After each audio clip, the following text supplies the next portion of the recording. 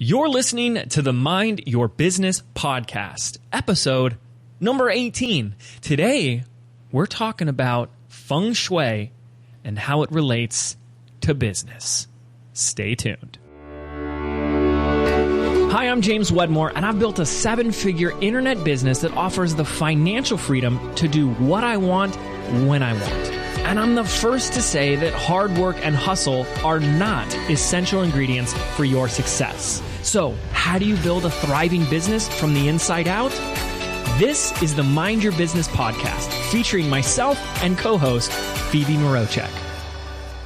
All right. Hello, everybody. James Wedmore here. I'm here with Phoebe, and we just finished up our interview with the one and only Karen Carter.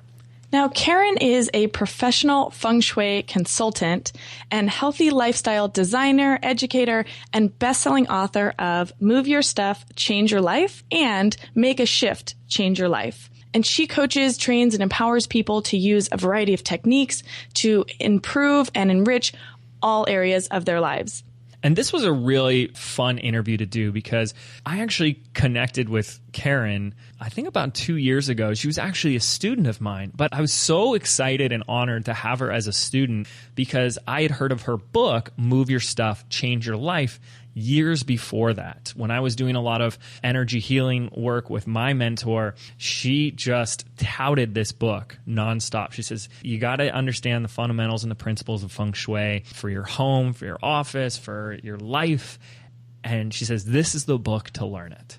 And I read it years ago. And then I connect with Karen. I find out she's like 20 minutes from my house. So Chelsea and I brought Karen into the office and had her completely redesign and point all the places of where we need to improve the feng shui, the energy flow of my office. And it's so cool. I think we talk about some of those stories in the interview, but we also put together a YouTube video where we'll be showcasing the before and after, which is so exciting. So I'm really pleased to bring Karen on. She knows her stuff. Feng Shui is something that can be extremely complicated and difficult for some people, and she makes it so fun and so simple. And I know, Phoebe, you really just geeked out and learned a lot on this episode. I loved this episode. This was so fun. And also we did it in person, which I think added a whole nother element to it, which was she was actually pointing out where on our desk to put things. So I'm really excited about this episode. Yeah. So can moving certain things in your office, on your desk, in your home really change your life? Let's find out. So Karen, you're actually live here in the studio in person. Absolutely. Love it. It's so awesome to have you here. So I want to just jump right into today's episode since we're going to be talking about Feng Shui and how it relates to us as business owners and entrepreneurs and probably us as just human beings, right? What the heck is Feng Shui? Feng Shui is a method of mindfully arranging your space so that it supports you. And you know how they say dress for the job you want, not the job you have. So we consider your environment like your outerwear clothing. So if you get your outfit, your outer fit, called your office, in the right order, then it can attract, it'll make you feel like you're that new job, that new promotion, whatever you're looking for, or just bring in that prosperity that you're envisioning. And I think the title of one of your books, Move Your Stuff, Change Your Life, is like probably the simplest way that you could explain it. But like, how does that work? I would love if you can share anything about what is the theory or the philosophy behind it that makes moving something impact your life? Because I know if anyone's never heard of Feng Shui, they're like, yeah, right. How is that possible? I know I was at one point. I was the biggest skeptic there was, and I needed to survive as a landscape architect, and so I needed to learn Feng Shui to get a project, and that's kind of how I was introduced to it. I wasn't totally into what it was supposed to do. I just needed it to get that job, so I came into it very skeptical. Then I actually started applying it. I'm like you, a little science-minded kind of a person. I'm like, what does a crystal or a mirror have to do with anything? Had to research the law of refraction and the law of reflection and, just pick it apart like that. And so once I started using it and applying it suddenly the snowball started rolling in my life. And that's when I thought there is something to this. And then, of course, when you apply the quantum physics side of things where, it's not so out of the box anymore, that spirituality and science are kind of crossing paths right now. And so the quantum mechanics side of it, understanding that everything is energy. If you can understand that there are common everyday arrangements that people know, don't stand on the edge of a bridge if you don't want to fall off. It's just like, duh, that's a bad location to be, So where does the obvious end and the subtle begin? So Feng Shui deals with all those things that you might never, ever think of that could be horribly detrimental to you, or even a minor little hit. Other things are very obvious. So little tiny subtle things can make a big difference when you add up that snowball. Was there something that happened in your life, since you said you were skeptical, that made you go, holy cow, there's something to this? Well, I started applying Feng Shui to my house, and Simon & Schuster called me to write a book that I never, ever pitched a book to them. So, I thought that was unusual. Wow. You're always looking for unusual things. Yeah. So yes, you plan for things, you proceed forward with what you want to do in life, and you trek on one step at a time. But then when you have your patterns organized in your space, there's kind of like the ice cream with the cherry on the top just shows up, and you're just like, wow, that was cool. I was walking in that direction, but now this new world opened up that I wasn't expecting. That's awesome. So I have to say that I actually don't know that much about Feng Shui. So I'm definitely a beginner. And as I've seen, James, you've kind of redone your office in a way that, we were talking about mirrors and stuff like that. And my question is, when you're actually looking to incorporate Feng Shui into your life as a business owner, as an entrepreneur, is that something, would you recommend that you start at home, or is this something you start in the office first? Where does all of this begin? Because I think that this is probably a rabbit hole, you can just jump down and keep going. But, for a more practical person, like if I was going to incorporate this into my life, where would I start? I would probably start with your house, just because that is where you spend 8 hours a night sleeping and, 8 hours of the day not working, hopefully if you got that 8-hour day. And, the more, wherever you spend the most time is what's most important, I would say. So I care about the bed a lot because that's a health generating area, as well as, you get up on the right side of the bed, right? Kick off your day. And so it's all about, I don't know, just like I'm just trying to picture as a beginner, just how would you would say, well, what do I want to get out of this? It's all about just setting your intention. What are your goals? What do you want to do? Some people that just want to fix their house, I'm not really that interested in fixing a house as much as I am changing a life and changing the outcome of somebody's life. So it's all about the upfront conversation. Where are you now? Where do you want to be? What's the space between that? And how can I get your space to, reflect where you want to be? So that is something that, when you're meeting with a client, is that first conversation, like, what are you hoping to get out of this? Like, how does that initial conversation begin? Oh, yeah. If it's a business, I would say, what are the biggest challenges? So accounts receivable, nobody's paying me, or no new clients. What specifically is the problem? So I would get it very tied down to numbers that we can quantify later and go, X is 2006, Karen shows up 2015, whatever it is, or, 6 months earlier or something like that. So I want a quantifiable, I had one time where I was feng shuiing, a horse trainer called me because the horse was continually winning but getting disqualified. So wow. The horse is winning but getting disqualified. Karen shows up. The horse now wins and collects the purse. That's a quantifiable thing that you can't just say, well, I feel better, more harmony, balance. Yes, harmony and balance comes into it, but I really look to see, did you find that man of your dreams? Did you get that baby? Did, whatever you're looking for. Results. Yeah. And I love that, you come back to that's where like the left brain, the physical grounded part does play a great role. Is that it's like, listen, we can do this, but let's look for results as well.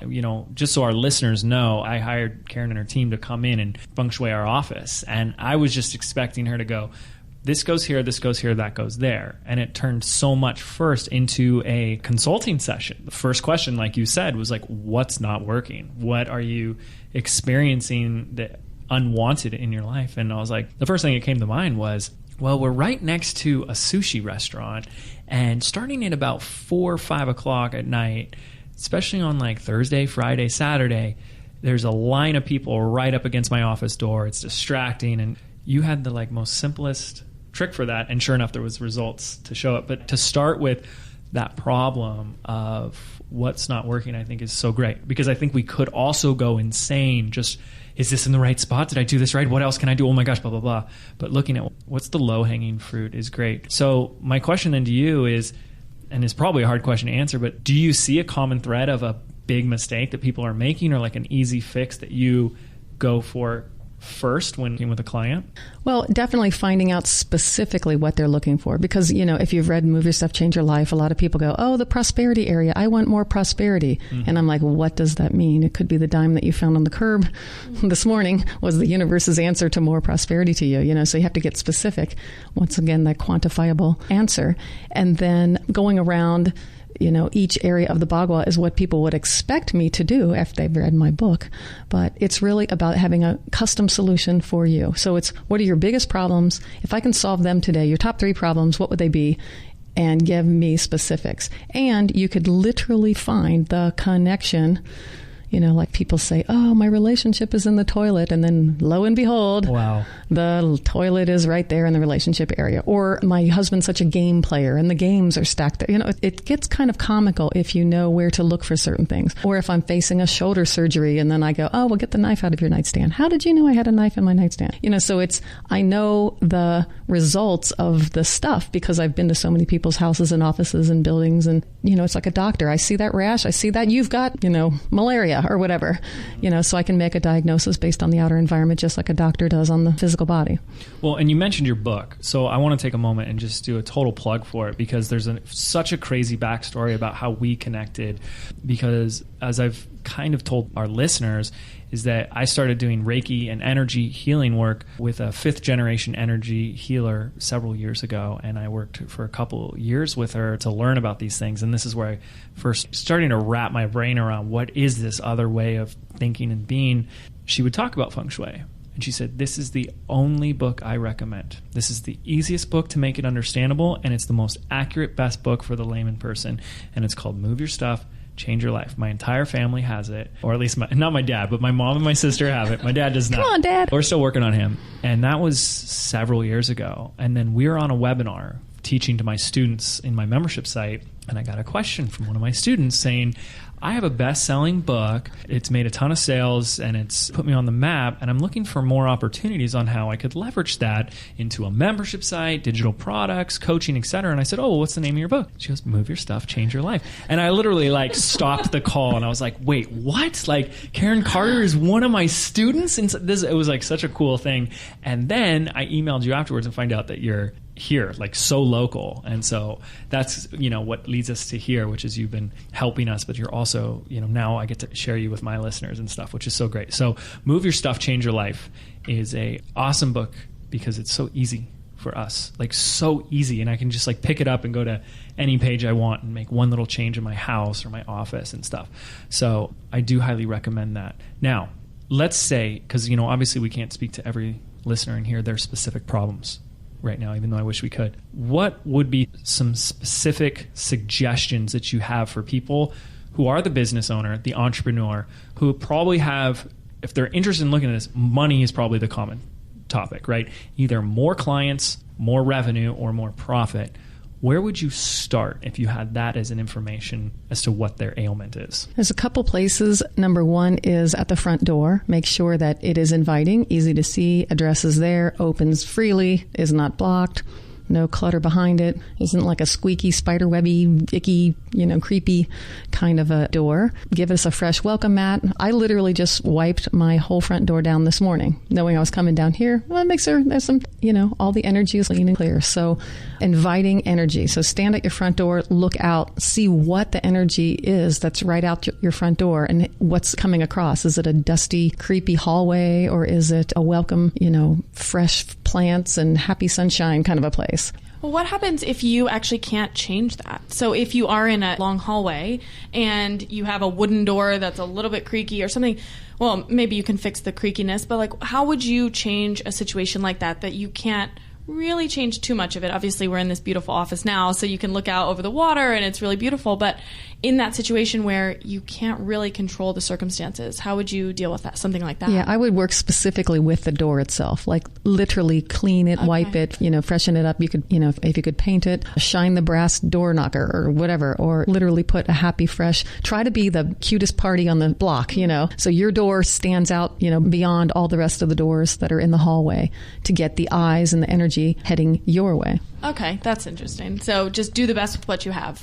Right. And if you have an office, you would suggest doing the same for that as well. Exactly. Yeah. So the office front door for sure, the home front door.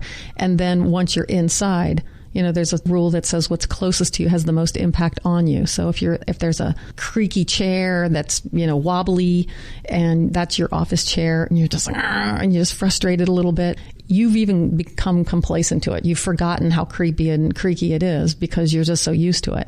And that's where a new set of eyes helps. A Feng Shui consultant come in and say, what's with this chair? And they're like, I was 10 years old. I'm like, well, it's time to step up and get a CEO type chair if you want to be the CEO.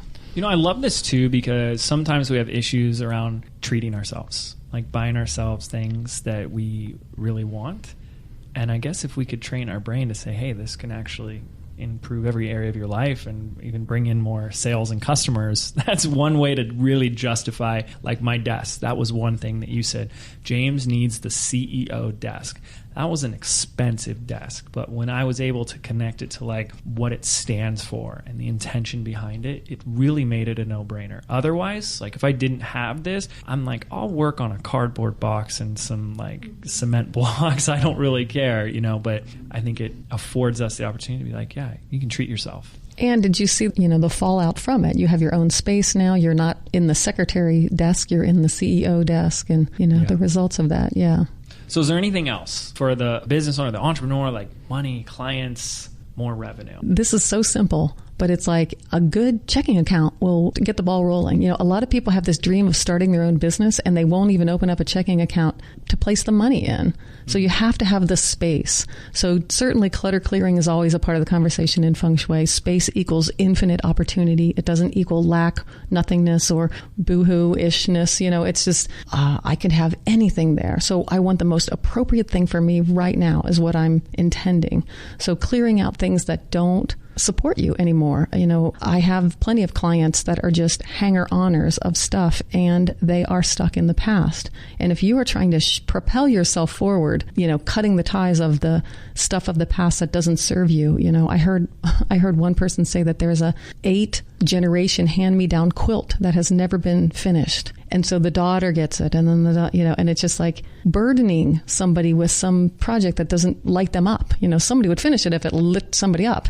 But so they're just hanging on to this sort of, past issue. Doesn't speak to anybody anymore. So do you freak out when you see those hoarder shows on TV? I did a screen test for a hoarder show. It was so funny. I didn't even know I was going for a screen test. That is the kind of opportunities that just show up for me. Yeah. I go for a little meeting up at E! Entertainment or whatever. Next thing I know, I'm in a screen test. So it's just, that's, life just rolls on in this funny, comical way when you're just in the flow like that. So yeah, I've got a funny screen test story. So what you're saying is if somebody does have an office, so specifically we're talking to entrepreneurs here, but if somebody has an office, just to go through all the stuff that you currently have and then just make a decision. Is it serving me? Is it not serving me? Get rid of it, keep it. Is that pretty accurate? Is that what you're saying? Yeah. Where am I going? If I want to be the CEO, why am I sitting with a secretary stool, like a 3-prong milk stool or whatever, like whatever. It's just like, that's not what a CEO would have. So you would want, I watch a lot of movie sets and watch what the CEO has in movie sets. They're telling a story in 3-dimensional space in the movies and the sets. And so if you want a lovey-dovey bedroom or if you want a CEO type office, they're telling the story of who's in that office. You don't have a nutty professor type, backwards, his face is up against the wall CEO. The CEO always has like, come in, sit down, talk to me. He can see who's coming in. So having a nice solid wall behind you and you can see who's coming in the door, that's a powerful man or woman in a CEO position. Do you feel like you clash or your philosophy and practice clashes with like a standard interior decorator or designer, or that it can mesh well with them? I think a lot of designers resist learning feng shui because they think it's going to be limiting. So I'm a designer. I'm a landscape architect by formal training. And at first I was like, oh gosh, what's this going to do? I had to put the wood over there and the metal over there. And it actually affords you, and everybody knows when you're designing, when you don't have any parameters, you're like, well, I can do anything. What do I not? What do you want? You have to start somewhere. And so sometimes a wide open field is harder to design than a little tiny, vest pocket backyard type thing. So having the parameters can get you clear on where you want to go. And this is just one of those that makes logical sense out of the design process. That's awesome. So you were talking about the front door, and then you talked about the CEO desk. What other things can we take home with us as far as, making your office abundant and attracting the right clients and, more money, all of that kind of stuff? Putting your accolades, like your diplomas, certificates of completion, things like that, in the center back area or on display, I would say even. When you go into a dentist office and you're walking by and you're like, okay, he went to that college. That's cool. It's not like the XYZ. I've never heard of that place in East Jabib somewhere, And so you're like, all right. So somehow that is telling a story of who that person is and how to trust them. So if in your sphere of influence, when your client walks in the door, he can see the proudness of your accomplishments and can easily tell the story. I do a lot of work in LA in the movie industry, and the guys who have the movie posters in their office, they're in the movie industry. And then these other people that are like bucking that and trying to fight that and go, I'm not that person. And I'm like, yeah, and you're the one that doesn't have the gigs, let's start getting you to look like the part. And if you're resisting that, trying to be the anti-whatever, sometimes, let's just copy the person who's successful. Just copy it. Just start with copying and then make it better. I think there's a website guide that does that. He goes, find the most successful person in your field, copy what they're doing, and then tweak it and make yourself a little bit better than them. Just start with a success, So, looking at pictures of what what feels comfortable to you as far as tactile finishes and things like that. If it feels good to you, then, we can bring it into the space, part of the design. Well, one of the things that I thought was fascinating when you came into our office is not just that the room or the entire space has the Bhagwas or the quadrants, but that even on the desk has its own Bhagwa. Is that the right, am I saying it the right way? Like our set of Bhagwas. And so are there any little cool things we can do on our desk? Because obviously I would assume most of our listeners, a desk is a prominent place that they're going to be, at most of the day. Correct. Yeah. First of all, let's have a desk. Let's have a space. So if you're just the laptop guy at Starbucks, I would advise you to get a permanent space somewhere, however small. If you only have a tiny little efficiency apartment, claim a space. And tell us why, because I think that's important.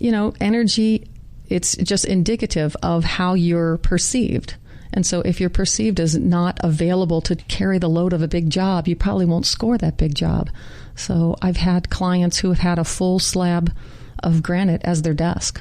That's awesome. That was awesome. It was way up high in Rockefeller Center in New York. I don't even know how that slab of granite got up in there, but that woman, she weathered every buyout and she never moved, So if you want a permanent position, make it look more permanent. So if you want to place something growing on the back left-hand area of your desk. So you're sitting at your desk, and over on the far left-hand area, that's the prosperity area. Maybe a little plant that's growing that says, oh, I'm always growing my business. I like that. Wood element works well there. Maybe you put your business card straight in front of you, opposite, facing out, that says, that's who I am. This is my title. That's where the business card should go. That's in the fame and reputation area of your desk. And then put your lover over there with you. Yes. In the far back right-hand area. Yes, that's where Chelsea is. That's where Chelsea. Exactly. Put her back there in the back right-hand area. Maybe put pictures of the kids right in front of that picture, because that's the creativity in children Maybe area. One day. And then, the front right-hand part of your desk, that is called the helpful people section. Sorry, that's like closest to you. Closest to you, right on the right. And chapter 6 of my book is just, of all the cures in my book, if you put all the cures together and then up against the one cure called the helpful people box in chapter 6, I would say the helpful people box wins as far as the emails that I receive from people going, I just did that little helpful, I cannot believe that worked. It's just really hysterical. So I hear more results coming from that helpful people box. And what is that? It's a metal box. What does that mean? It's space dedicated for just getting the help you need. It's just space. So that's what I was talking about. Get the checking account, get the drawer, get the file, get the space, make the space. So it is a dedicated, you don't just throw anything in that box. You put business cards of people that you want to do business with, or you put your accounts receivable list that you need them to help you by bringing in the money. And it shows the power of the Feng Shui. It's got the space, it's got the intention, and it's placed correctly. So that's probably a very top business tip. If you're wanting to connect with people, put your list of your favorite people you want to meet, in that area, or just people that you need to get your money from. I love that, especially because I think as entrepreneurs, one of the things we have in common is we have a hard time asking for help. We're stubborn, we're self-sufficient, we're self-starters. So to be able to have other people help you in your business can be challenging. But if we set the intention that you welcome help, and you do that with this, I think that's awesome. And James, how you always say, write it as if, like it's thank you for the perfect 10 new clients, not the pain in the butt ones, the perfect ones that, that help me achieve my minimum $50,000 a month goal or whatever it is, So you can be very specific like that, and just a little thank you note for these future people. Place that in. And it can go in a drawer below the top of the desk? Okay, as long as it's in that quadrant. That's awesome. I've seen some people, they line their right-hand drawer with aluminum foil, and they consider that whole drawer their helpful people box. There you go. So can I just ask a selfish question, which is, if you are one of these entrepreneurs that prides themselves on like laptop lifestyle, the people that move around a lot, and that's very much how I've been for the last couple years. And so I don't, at home right now, I'm building up to, I have like a little desk, but it's kind of my desk / kitchen table. So if I was going to go, not just work at home, if I did want to go to cafes and, are there little things that I can bring in my purse with me that I can set up? Is that worthwhile? Like, what would you say to those people? Yes. A lot of people use the color pattern. I don't know what page it is in the book, but it's called the Bhagwad Daisy in my book. I make it simple. I break it down. Mm-hmm. So color pattern of the Bhagwad, the 8 little petals around the yellow circle in the middle. I've had people stick that in pockets or stick it to their laptop or put it under their car seat. It's kind of their traveling cure. That Bhagwad Daisy gets around that way. So because it's flat, it's convenient, you can stick it to something. Well, I think it's fascinating that you brought that up, Phoebe, because I feel like we can both see a huge difference in your business and how you're operating, where you come from a place of like traveling all over and it's just you and the laptop and the suitcase versus like just in the past few months, like really hunkering down. And just some of the stuff that you've been up to, like I see there's a huge correlation to that. I feel like a light bulb just went off when you were just saying that. I'm like, I have not put that together until just right now. That's actually really amazing. You have made the connection. That's if I can just get people to make that connection, that is a job well done. Now they're instantly aware of the impact of their environment. Yeah, so I was going to ask, how much do you travel? Because if you have this desk / dining room table and nowhere else to go, you'll be on the road, yeah. So last year, I think I lived in 18 apartments just last year. So having all of that, and that was before I even moved to San Francisco, or that was including the apartment that I lived in San Francisco. So it might have even been more, including hotels that I was staying at temporarily. And so when you pointed that out, that's actually really interesting that now I'm starting to really make this my home. And now, incorporating all these tips that you're talking about is just, I'm really excited about it actually. So yeah, thank you very much. I appreciate that. So what do we want? Great book. Right? Maybe we should get some roots around her to grow a little roots, So what does that mean? Like literally roots, like planting some seeds and stuff outside? I've had people draw carrots around them and, and they put the ground level and they have like little carrots under the ground, They do a drawing where they can see the carrots under the dirt. So it's like grounded rooting. So I would draw a picture of myself. Is that what you're saying? No, I mean, it's like, symbols around you, to have symbols around you that would support, you're like, I want to be more grounded. I don't want to fly so much. So it would be more earth element.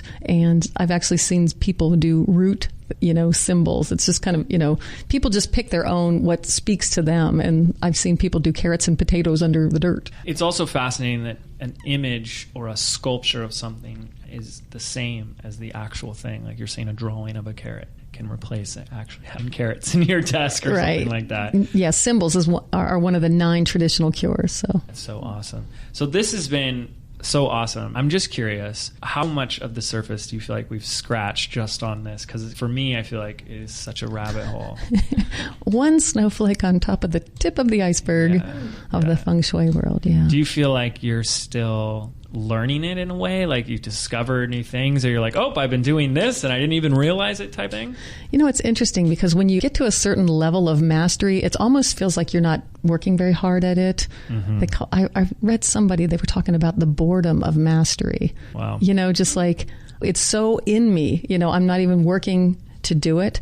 So I feel like, you know, when you keep up leveling, I tell my students, because I train people to be Feng Shui consultants, and I go, when you feel like, you know, you're not giving too much to them, don't think of it like you're ripping them off. It may be just, it's so integrated that it's just, you know, the acupuncturist that chooses the 6 needles, not there's a million different points to use a needle, but they choose those 6, you know, it's like you're just being very efficient with your work. And so I think there's a leveling up that, you know, energetically, I don't know, you can always learn. There's an infinite number of, you know, situations. I've got a sushi restaurant right across the street here, right across the hallway here. So it's like, what are we going to do with the sushi restaurant for James? You know, that you wouldn't find that in a book because that would be a rare occurrence, it's you know. unique. Yeah. So what are you going to do? How are you going to handle it? So you have to know the basic rules and then apply. And so when a situation like that happens where you're not sure or you've never been dealt that hand before, how do you go about doing that? Like, what are you researching? What are you looking at in order to solve that problem? Well, when you understand the basic traditional cures and the Bhagwad, so there's many overlays, you know, it is the Bhagwad, which if you've read my book, it's all about the Bhagwad. And a lot of people get hung up on color because that's one of the 9 traditional cures. But for some reason, after people read my book, they want to paint their house like a circus tent. Yes. Not necessary. So understanding that there's yin and yang, there's the 9 traditional cures, there's Bhagwad, there's the 5 elements. And once you know, get a certain level of, you know, understanding of them, you can attack a situation with many choices. And that's where I want people to have freedom in there, not feng shuiing like a tchotchke house of stuff because they've only got one answer for it. My passion is to get good design mixed in with feng shui and not have it look like a junk heap in the end or something like that in the name of feng shui. It doesn't have to be that way. So having a design aesthetic is important to me. And so coming up with simple cures that I know will do the trick, and also the rule that intention is 60 to 70% of the cure. You know, if you're good enough, you don't have, you know, I pitched Simon & Schuster the second book called You Don't Have to Move Anything to Change Your Life. Wow. And they said, we will never publish that book because we love Move Your Stuff, Change Your Life. But I wanted to help people understand if you're so good with energy, it's upstairs, you know, in the mind. She's pointing to her head. Yeah, it's all about the intention. And so Bruce Lee with a 1-inch punch, it's the energy behind it that kills people, not his little 1-inch, you know, hand touching the skin of the other person. It's the energy that he's pushing behind it. Do nothing, change your life. I think there that would sell, actually. Like it. So I know you have not just one book, but at least a couple books, and you have some online training programs and stuff. But I have one last question for you, which is, if you were to do a big launch or promotion around one of your programs, what would you do from either an intention, energetic, or feng shui approach to hold the space for accomplishing your biggest goals for that? Wow. I definitely think I do have a YouTube video that talks about setting it out in the future. And somebody was just telling me, I forgot all about that. I had that We'll one. have to link to that. I want to find that. That's a good put that one. In the show notes. That's a good one. So we'll have that one put up there for you. But yeah, setting your intentions, knowing the goal. I would certainly jump in the helpful people box that we spoke of. I mean, that's just like, it's like ordering a pizza. Boom. I said it. It's done. You don't, you know, it's like the releasing of it and the trusting in the universe. You know, the panic that goes along with something like this. If you have something anchored that's just like, I know it's going to come out all right. You know, that's a good countermeasure to all the fear that comes up when you're you know, handling a launch, because that anxiety, stress, fear, whatever you want to call it, that energy can, you know, go sideways on you. I do have one tip in my second book called Make a Shift, Change Your Life. It's called Plan the Party. So you plan the party. You know, we're going out, my assistant and I are going out on Friday night because we're celebrating something that hasn't happened yet. So we're already celebrating it. That. You know, I did that unintentionally before I knew anything about this, when I wanted to make my very first sale for my very first product on the internet, which was an online bartending school. I just, for the 4 or 5 months that I worked on it, I kept envisioning this email that I was going to write to all the people that I had thought had wronged me. You know, they would laugh at me and make fun of me because I wasn't choosing a traditional job. I was going to build this silly online internet business. And I just, every day, that was the thing that just kept me going, was visualizing like this email. And I had it all written out in my head, exactly what I was going to say like, you doubted me. And, you know, it wasn't probably the best, most positive way to do it. But it was like, that's what I focus on, which was what would happen as soon as I made that first sale. April 18, 2008, that sale came in. That was the first thing I did after I stopped jumping up and down for like 20 minutes was write that email. So I love that. That's really cool. I think Jim Carrey, he would sit up in the Hollywood Hills and he had a check written out to himself for $10 million for a film. And he was the first guy to actually get $10 million. Yeah, that was on Dumb and Dumber. And he said he wouldn't get off sitting there until he believed that check was real. So cool. I love that. That is amazing, and Dumb and Dumber is my favorite movie of all time. So that is also amazing. Blades of Glory, come on. Amazing. So I would love to know, because I do think we've just scratched the surface. So how do we learn more about this? What are some resources of yours that we can point our listeners to keep going down this rabbit hole? You know, for something that has some touch time with me, probably the most inexpensive thing that you can do is join my Move It with Karen program, where you get tips like every week you get a little list. Just do this. Because some people are like, I don't want to read a book. I don't even want to, just tell me what to do. And so it's the little tips. And then twice a month, you get calls with me. You can send in pictures of what you've done. You can send in your house, your floor plan.